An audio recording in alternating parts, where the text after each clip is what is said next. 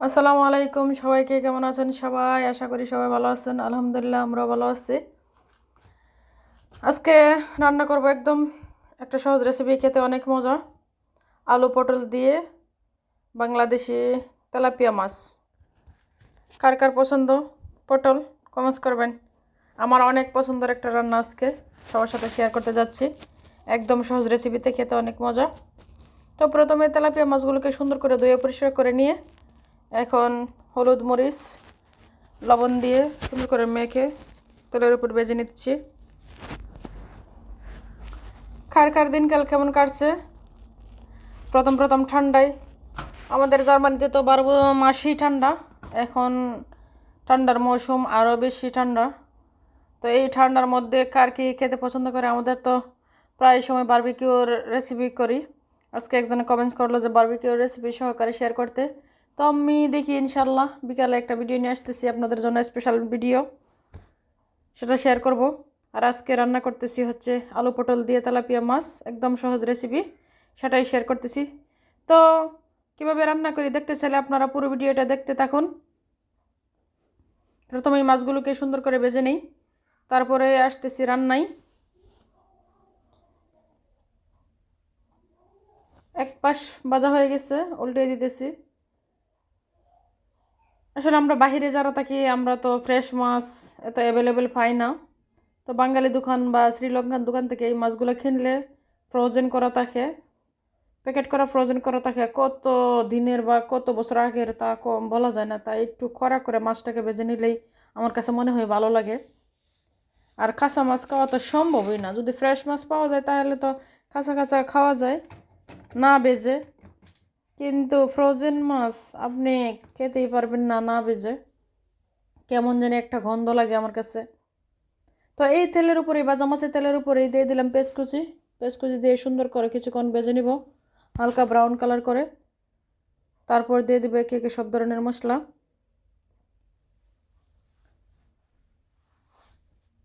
যারা নতুন রাঁধুনি আছেন তাদের জন্য এই রেসিপি। যারা রান্না করতে পারেন না তারা এভাবে ভিডিও দেখে রান্না করে রান্না শিখে নিতে পারেন, একদম অল্প সময়ে কম মশলায়। তো পেঁয়াজটা হালকা একটু নরম হওয়ার পরে দিয়ে দিলাম এক টুকরো আদা রসুনের পেস্ট আর একটা টমেটো কুচি। এর সাথে দিয়ে দিব মশলা। মাছের মধ্যে যে ধরনের মশলা দিব, এই মশলাগুলো দিয়ে দিব এখন। হলুদ মরিচ ধনিয়া জিরে গুঁড়া, স্বাদ মতো লবণ দিয়ে সুন্দর করে কিছুক্ষণ কষিয়ে নেব। মশলা যত কষানো হবে তরকারির টেস্ট তত ভালো হবে। এর মধ্যে একটু পানি দিয়ে দিলাম যাতে মশলাটা পুড়ে না যায়। তো ভালোভাবে নেড়ে চেড়ে কষিয়ে নেব যতক্ষণ কষানো যায়। যখন তেলটা উপরে বেশি আসবে তখন এই আলু পটল কেটে রাখা ধুয়ে দিয়ে দিব।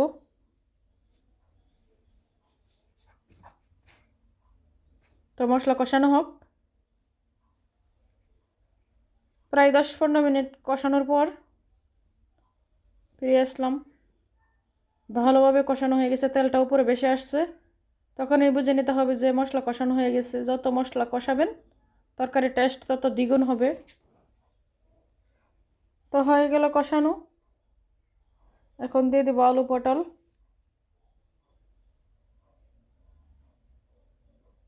আলু পটলটা কিছুক্ষণ কষিয়ে নেওয়ার পর পরিমাণ মতো জল দিয়ে দিব। কার কার পছন্দ পটল? আসলে অনেকে পটল পছন্দ করেন না, বলে যে পটলের মধ্যে কি আছে। আসলে পটল এমন একটা সবজি সবারই ভালো লাগে, ছোটো বড়ো সবারই। খেতেও সবজিটা অনেক মজার। কিন্তু আমরা যারা বাহিরে থাকি, বাংলাদেশি দোকান থেকে কিনি, অনেক দাম নেই, অনেক দাম। পটলের কেজি প্রায় 1 কেজি পটল আনছি 8 ইউরো নিয়েছে, বাংলার প্রায় 900 টাকা, 950 টাকার মতো। কিছু করার নাই, পরেও খেতে হবে। তো সুন্দর করে কষানো হয়ে গেছে, একদম ভালোভাবে করে নেওয়া হয়েছে কষানো। এখন দিয়ে দিব পরিমাণ মতো জল। যে যতটুকু জল রাখতে চান ততটুকু জল দেবেন। আমার যতটুকু দরকার দিয়ে দিলাম। এখন বলক আসার পরে দিয়ে দিব ভেজে রাখা মাছ। একদম সহজ রেসিপি, খেতে অনেক মজা। যারা আমার চ্যানেলে নতুন সবাইকে স্বাগতম।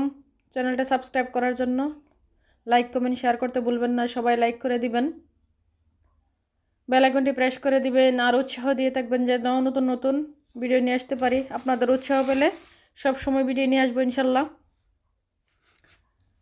তো তরকারিতে জল দেওয়ার পর বলক আসার পরেই দিয়ে দিলাম ভেজে রাখা মাছ।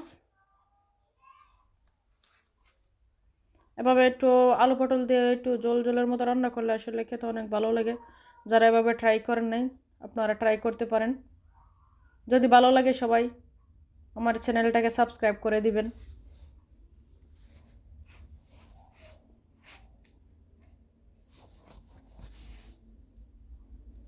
তো সুন্দর করে এভাবে মিক্স করে দিয়ে ঢাকনা দিয়ে ঢেকে দেব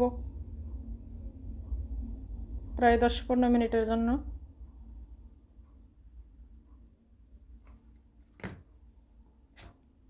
অনেক সুন্দর কালার হয়েছে মাশাআল্লাহ, দেখতে অনেক লোভনীয় লাগতেছে, খেতে অনেক মজা হয়েছিল।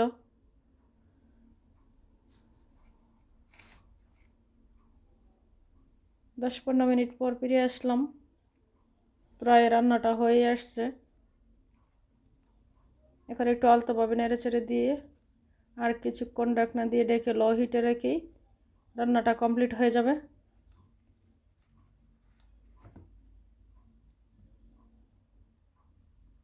কার কার পছন্দ এভাবে আলু পটল মাছ দিয়ে, যে কোনো মাছ দিয়ে আলু পটল রান্না করলে মজা লাগে। আপনারা যারা পছন্দ করেন তো করেন, যারা পছন্দ করেন না ট্রাই করতে পারেন। হয়ে গেল ফাইনালি রান্না। অনেক সুন্দর কালার হয়েছে মাশাআল্লাহ, দেখতেও অনেক সুন্দর হয়েছে, খাইতে অনেক মজা হয়েছে। তো কে কোথায় থেকে ভিডিও দেখতেছেন কমেন্টস করে জানাবেন। আর ভালো লাগলে তো সবাই লাইক কমেন্ট শেয়ার করতে ভুলবেন না। তো ভালো থাকবেন সবাই, আল্লাহ হাফেজ।